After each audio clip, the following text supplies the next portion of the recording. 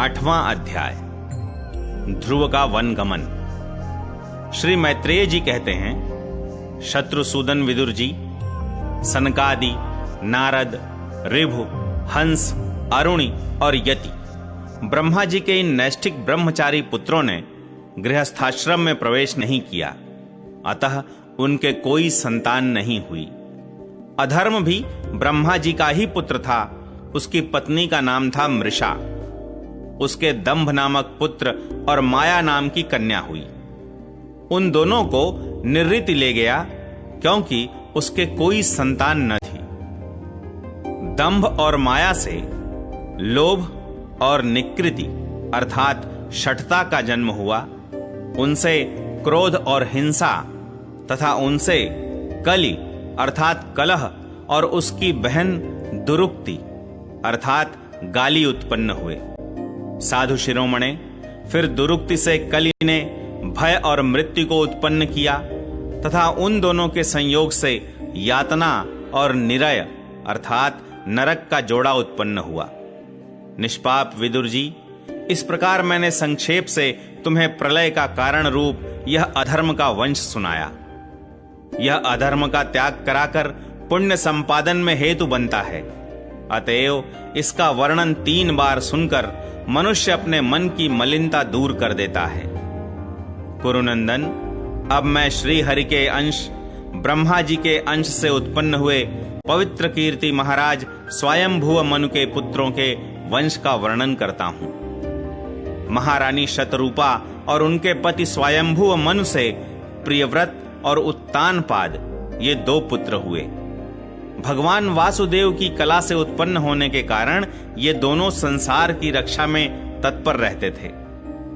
उत्तानपाद के सुनीति और सुरुचि नाम की 2 पत्नियां थीं। उनमें सुरुचि राजा को अधिक प्रिय थी। सुनीति, जिसका पुत्र ध्रुव था, उन्हें वैसी प्रिय नहीं थी। एक दिन राजा उत्तानपाद सुरुच के पुत्र उत्तम को गोद में बिठाकर प्यार कर रहे थे। उसी समय ध्रुव ने भी गोद में बैठना चाहा, परंतु राजा ने उसका स्वागत नहीं किया।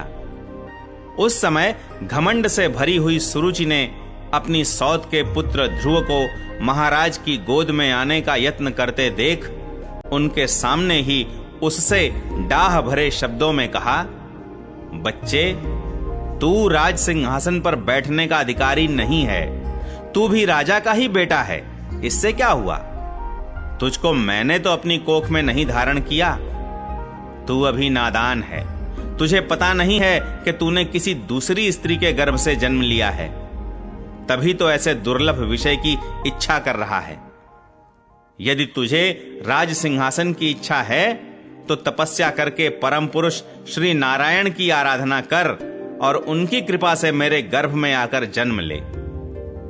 श्री मैत्रेय जी कहते हैं, विदुर जी, जिस प्रकार डंडे की चोट खाकर सांप फुफकार मारने लगता है, उसी प्रकार अपनी सौतेली मां के कठोर वचनों से घायल होकर ध्रुव क्रोध के मारे लंबी लंबी सांस लेने लगा।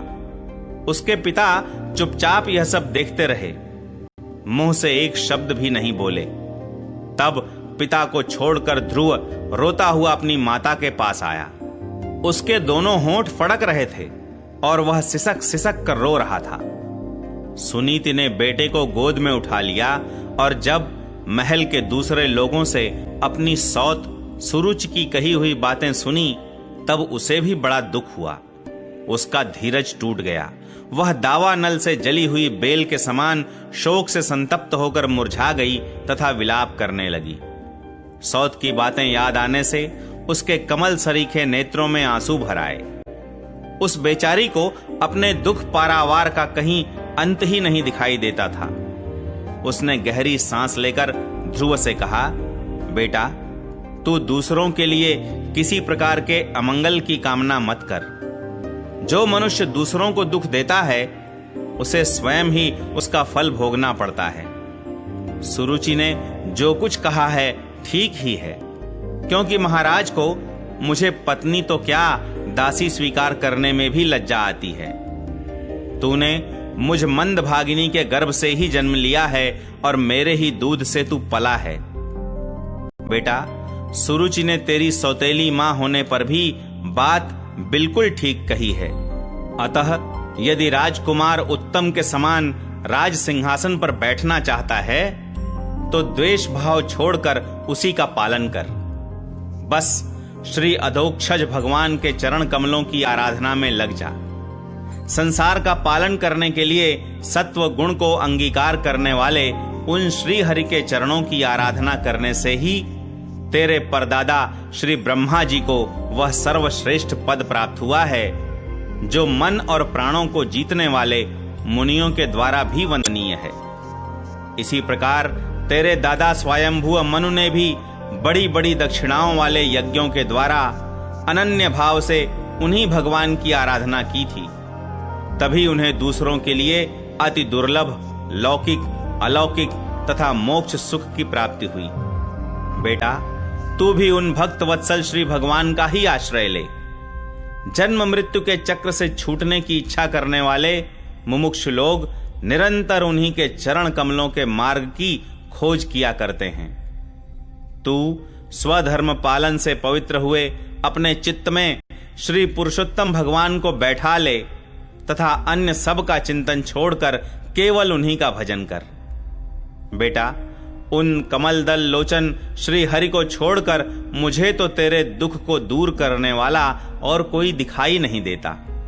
देख, जिन्हें प्रसन्न करने के लिए ब्रह्मा आदि अन्य सब देवता ढूंढते रहते हैं, वे श्री लक्ष्मी जी भी दीपक की भांति हाथ में कमल लिए निरंतर उन्हीं श्री हरि की खोज किया करती हैं। श्री मैत्रेय जी कहते हैं, माता सुनीति ने जो वचन कहे वे अभीष्ट वस्तु की प्राप्ति का मार्ग दिखलाने वाले थे। अतः उन्हें सुनकर ध्रुव ने बुद्धि द्वारा अपने चित्त का समाधान किया। इसके बाद वे पिता के नगर से निकल पड़े। यह सब समाचार सुनकर और ध्रुव क्या करना चाहता है इस बात को जानकर नारद जी वहां आए। उन्होंने ध्रुव के मस्तक पर अपना पाप नाशक कर कमल फेरते हुए मन ही मन विस्मित होकर कहा, अहो, क्षत्रियों का कैसा अद्भुत तेज है। वे थोड़ा सा भी मानभंग नहीं सह सकते। देखो, अभी तो यह नन्हा सा बच्चा है, तो भी इसके हृदय में सौतेली माता के कटुवचन घर कर गए हैं। तत्पश्चात नारद जी ने ध्रुव से कहा, बेटा, अभी तो तू बच्चा है, खेल कूद में ही मस्त रहता है। हम नहीं समझते कि इस उम्र में किसी बात से तेरा सम्मान या अपमान हो सकता है। यदि तुझे मानापमान का विचार ही हो तो बेटा, असल में मनुष्य के असंतोष का कारण मोह के सिवा और कुछ नहीं है। संसार में मनुष्य अपने कर्मानुसार ही मान अपमान या सुख दुख आदि को प्राप्त होता है। तात, भगवान की गति बड़ी विचित्र है, इसलिए उस पर विचार करके बुद्धिमान पुरुष को चाहिए कि दैववश उसे जैसी भी परिस्थिति का सामना करना पड़े उसी में संतुष्ट रहे। अब माता के उपदेश से तू योग साधन द्वारा जिन भगवान की कृपा प्राप्त करने चला है, मेरे विचार से साधारण पुरुषों के लिए उन्हें प्रसन्न करना बहुत ही कठिन है। योगी लोग अनेकों जन्मों तक अनासक्त रहकर समाधि योग के द्वारा बड़ी बड़ी कठोर साधनाएं करते रहते हैं, परंतु भगवान के मार्ग का पता नहीं पाते। इसलिए तू यह व्यर्थ का हठ छोड़ दे और घर लौट जा। बड़ा होने पर जब परमार्थ साधन का समय आवे तब उसके लिए प्रयत्न कर लेना। विधाता के विधान के अनुसार सुख दुख जो कुछ भी प्राप्त हो उसी में चित्त को संतुष्ट रखना चाहिए। यूं करने वाला पुरुष मोहमय संसार से पार हो जाता है। मनुष्य को चाहिए कि अपने से अधिक गुणवान को देखकर प्रसन्न हो, जो कम गुण वाला हो उस पर दया करे और जो अपने समान गुण वाला हो उससे मित्रता का भाव रखे। यूं करने से उसे दुख कभी नहीं दबा सकते। ध्रुव ने कहा, भगवन, सुख दुख से जिनका चित्त चंचल हो जाता है उन लोगों के लिए आपने कृपा करके शांति का यह बहुत अच्छा उपाय बतलाया, परंतु मुझ जैसे अज्ञानियों की दृष्टि यहां तक नहीं पहुंच पाती। इसके सिवा मुझे घोर क्षत्रिय स्वभाव प्राप्त हुआ है, अतएव मुझ में विनय का प्रायः अभाव है। सुरुचि ने अपने कटुवचन रूपी बाणों से मेरे हृदय को विदीर्ण कर डाला है, इसलिए उसमें आपका यह उपदेश नहीं ठहर पाता। ब्रह्मन, मैं उस पद पर अधिकार करना चाहता हूं जो त्रिलोकी में सबसे श्रेष्ठ है तथा जिस पर मेरे बाप दादे और दूसरे कोई भी आरूढ़ नहीं हो सके हैं। आप मुझे उसी की प्राप्ति का कोई अच्छा सा मार्ग बतलाइए। आप भगवान ब्रह्मा जी के पुत्र हैं और संसार के कल्याण के लिए ही वीणा बजाते सूर्य की भांति त्रिलोकी में विचरा करते हैं। श्री मैत्रेय जी कहते हैं, ध्रुव की बात सुनकर भगवान नारद जी बड़े प्रसन्न हुए और उस पर कृपा करके इस प्रकार सदुपदेश देने लगे। श्री नारद जी ने कहा, बेटा, तेरी माता सुनीति ने तुझे जो कुछ बताया है वही तेरे लिए परम कल्याण का मार्ग है। भगवान वासुदेव ही वह उपाय हैं, इसलिए तू चित्त लगाकर उन्हीं का भजन कर। जिस पुरुष को अपने लिए धर्म, अर्थ, काम और मोक्ष रूप पुरुषार्थ की अभिलाषा हो, उसके लिए उनकी प्राप्ति का उपाय एकमात्र श्री हरि के चरणों का सेवन ही है। बेटा, तेरा कल्याण होगा। अब तू श्री यमुना जी के तटवर्ती परम पवित्र मधुवन को जा। वहां श्री हरि का नित्य निवास है। वहां श्री कालिंदी के निर्मल जल में तीनों समय स्नान करके नित्य कर्म से निवृत्त हो यथाविधि आसन बिछाकर स्थिर भाव से बैठना।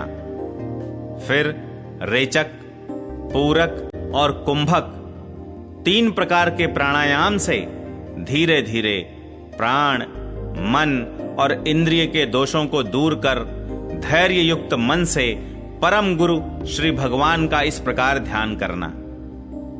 भगवान के नेत्र और मुख निरंतर प्रसन्न रहते हैं। उन्हें देखने से ऐसा मालूम होता है कि वे प्रसन्नता पूर्वक भक्त को वर देने के लिए उद्यत हैं। उनकी नासिका, भौहें और कपोल बड़े ही सुहावने हैं। वे सभी देवताओं में परम सुंदर हैं। उनकी तरुण अवस्था है। सभी अंग बड़े सुडौल हैं। लाल लाल होंठ और रत्नारे नेत्र हैं। वे प्रणत जनों को आश्रय देने वाले, अपार सुखदायक, शरणागत वत्सल और दया के समुद्र हैं। उनके वक्षस्थल में श्री वत्स का चिन्ह है। उनका शरीर सजल जलधर के समान श्याम वर्ण है। वे परम पुरुष श्याम सुंदर गले में वनमाला धारण किए हुए हैं और उनकी 4 भुजाओं में शंख, चक्र, गदा एवं पद्म सुशोभित हैं। उनके अंग प्रत्यंग किरीट, कुंडल, केयूर और कंकणादि आभूषणों से विभूषित हैं। गला कौस्तुभ मणि की भी शोभा बढ़ा रहा है तथा शरीर में रेशमी पीतांबर है। उनके कटि प्रदेश में कांचन की करधनी और चरणों में सुवर्णमय नूपुर अर्थात पैंजनी सुशोभित है। भगवान का स्वरूप बड़ा ही दर्शनीय, शांत तथा मन और नयनों को आनंदित करने वाला है। जो लोग प्रभु का मानस पूजन करते हैं, उनके अंतःकरण में वे हृदय कमल की कर्णिका पर अपने नख मणिमंडित मनोहर पादार विंदों को स्थापित करके विराजते हैं। इस प्रकार धारणा करते करते जब चित्त स्थिर और एकाग्र हो जाए, तब उन वरदायक प्रभु का मन ही मन इस प्रकार ध्यान करे कि वे मेरी ओर अनुराग भरी दृष्टि से निहारते हुए मंद मंद मुस्कुरा रहे हैं। भगवान की मंगलमयी मूर्ति का इस प्रकार निरंतर ध्यान करने से मन शीघ्र ही परमानंद में डूबकर तल्लीन हो जाता है और फिर वहां से लौटता नहीं। राजकुमार, इस ध्यान के साथ जिस परम गुह्य मंत्र का जप करना चाहिए वह भी बतलाता हूं। सुन, इसका 7 रात जप करने से मनुष्य आकाश में विचरने वाले सिद्धों का दर्शन कर सकता है। वह मंत्र है, ओम नमो भगवते वासुदेवाय। किस देश और किस काल में कौन वस्तु उपयोगी है, इसका विचार करके बुद्धिमान पुरुष को इस मंत्र के द्वारा तरह तरह की सामग्रियों से भगवान की द्रव्यमयी पूजा करनी चाहिए। प्रभु का पूजन विशुद्ध जल, पुष्पमाला, जंगली मूल और फलादि, पूजा में विहित दूर्वादि अंकुर, वन में ही प्राप्त होने वाले वल्कल वस्त्र और उनकी प्रेयसी तुलसी से करना चाहिए। यदि शिला आदि की मूर्ति मिल सके तो उसमें, नहीं तो पृथ्वी या जल आदि में ही भगवान की पूजा करे। सर्वदा संयत चित्त, मननशील, शांत और मौन रहे तथा जंगली फल मूल आदि का परिमित आहार करे। इसके सिवा पुण्य कीर्ति श्रीहरि अपनी अनिर्वचनीय माया के द्वारा अपनी ही इच्छा से अवतार लेकर जो जो मनोहर चरित्र करने वाले हैं, उनका मन ही मन चिंतन करता रहे। प्रभु की पूजा के लिए जिन जिन उपचारों का विधान किया गया है, उन्हें मंत्र मूर्ति श्री हरि को द्वादशाक्षर मंत्र के द्वारा ही अर्पण करे। इस प्रकार जब हृदय स्थित हरि का मन, वाणी और शरीर से भक्ति पूर्वक पूजन किया जाता है, तब वे निश्चल भाव से भली भांति भजन करने वाले अपने भक्तों के भाव को बढ़ा देते हैं और उन्हें उनकी इच्छा के अनुसार धर्म, अर्थ, काम अथवा मोक्ष रूप कल्याण प्रदान करते हैं। यदि उपासक को इंद्रिय संबंधी भोगों से वैराग्य हो गया हो, तो वह मोक्ष प्राप्ति के लिए अत्यंत भक्ति पूर्वक अविच्छिन्न भाव से भगवान का भजन करे। श्री नारद जी से इस प्रकार उपदेश पाकर राजकुमार ध्रुव ने परिक्रमा करके उन्हें प्रणाम किया। तदनंतर उन्होंने भगवान के चरण चिन्हों से अंकित परम पवित्र मधुवन की यात्रा की। ध्रुव के तपोवन की ओर चले जाने पर नारद जी महाराज उत्तानपाद के महल में पहुंचे। राजा ने उनकी यथा योग्य उपचारों से पूजा की। तब उन्होंने आराम से आसन पर बैठकर राजा से पूछा। श्री नारद जी ने कहा, राजन, तुम्हारा मुख सूखा हुआ है। तुम बड़ी देर से किस सोच विचार में पड़े हो? तुम्हारे धर्म, अर्थ और काम में से किसी में कोई कमी तो नहीं आ गई? राजा ने कहा, ब्रह्मन, मैं बड़ा ही श्रैण और निर्दय हूं। हाय, मैंने अपने 5 वर्ष के नन्हे से बच्चे को उसकी माता के साथ घर से निकाल दिया। मुनिवर, वह बड़ा ही बुद्धिमान था। उसका कमल सा मुख भूख से कुम्हला गया होगा। वह थक कर कहीं रास्ते में पड़ गया होगा। ब्रह्मन, उस असहाय बच्चे को वन में कहीं भेड़िए न खा जाएं। अहो, मैं कैसा स्त्री का गुलाम हूं। मेरी कुटिलता तो देखिए। वह बालक प्रेमवश मेरी गोद में चढ़ना चाहता था, किंतु मुझ दुष्ट ने उसका तनिक भी आदर नहीं किया। श्री नारद जी ने कहा, राजन, तुम अपने बालक की चिंता मत करो। उसके रक्षक भगवान हैं। तुम्हें उसके प्रभाव का पता नहीं है। उसका यश सारे जगत में फैल रहा है। वह बालक बड़ा समर्थ है। जिस काम को बड़े बड़े लोकपाल भी नहीं कर सके, उसे पूरा करके वह शीघ्र ही तुम्हारे पास लौट आएगा। उसके कारण तुम्हारा यश भी बहुत बढ़ेगा। श्री मैत्रेय जी कहते हैं, देवर्षि नारद जी की बात सुनकर महाराज उत्तानपाद राजपाट की ओर से उदासीन होकर निरंतर पुत्र की ही चिंता में रहने लगे। इधर ध्रुव जी ने मधुवन में पहुंचकर यमुना जी में स्नान किया और उस रात पवित्रता पूर्वक उपवास करके श्री नारद जी के उपदेशानुसार एकाग्र चित्त से परम पुरुष श्री नारायण की उपासना आरंभ कर दी। उन्होंने 3 रात्रि के अंतर से शरीर निर्वाह के लिए केवल कैथ और बेर के फल खाकर श्री हरि की उपासना करते हुए 1 मास व्यतीत किया। दूसरे महीने में उन्होंने 6 दिन के पीछे सूखे घास और पत्ते खाकर भगवान का भजन किया। तीसरा महीना 9 दिन पर केवल जल पीकर समाधि योग के द्वारा श्री हरि की आराधना करते हुए बिताया। चौथे महीने में उन्होंने श्वास को जीतकर 12-12 दिन के बाद केवल वायु पीकर ध्यान योग द्वारा भगवान की आराधना की।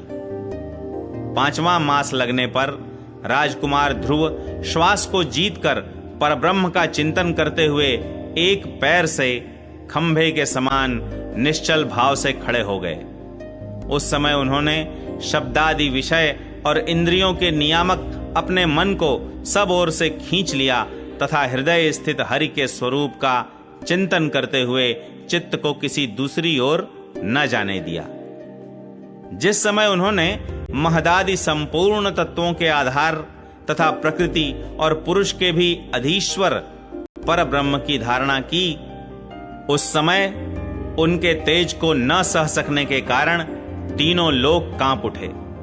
जब राजकुमार ध्रुव एक पैर से खड़े हुए, तब उनके अंगूठे से दबकर आधी पृथ्वी इस प्रकार झुक गई जैसे किसी गजराज के चढ़ जाने पर नाव पद पद पर दाईं बाईं ओर डगमगाने लगती है। ध्रुव जी अपने इंद्रिय द्वार तथा प्राणों को रोककर अनन्य बुद्धि से विश्वात्मा श्री हरि का ध्यान करने लगे। इस प्रकार उनकी समष्टि प्राण से अभिन्नता हो जाने के कारण सभी जीवों का श्वास प्रश्वास रुक गया। इससे समस्त लोक और लोकपालों को बड़ी पीड़ा हुई और वे सब घबराकर श्री हरि की शरण में गए। देवताओं ने कहा, भगवन, समस्त स्थावर जंगम जीवों के शरीरों का प्राण एक साथ ही रुक गया है। ऐसा तो हमने पहले कभी अनुभव नहीं किया। आप शरणागतों की रक्षा करने वाले हैं। अपनी शरण में आए हुए हम लोगों को इस दुख से छुड़ाइए। श्री भगवान ने कहा, देवताओं, तुम डरो मत। उत्तानपाद के पुत्र ध्रुव ने अपने चित्त को मुझ विश्वात्मा में लीन कर दिया है। इस समय मेरे साथ उसकी अभेद धारणा सिद्ध हो गई है। इसी से उसके प्राण निरोध से तुम सबका प्राण भी रुक गया है। अब तुम अपने अपने लोकों को जाओ। मैं उस बालक को इस दुष्कर तप से निवृत्त कर दूंगा।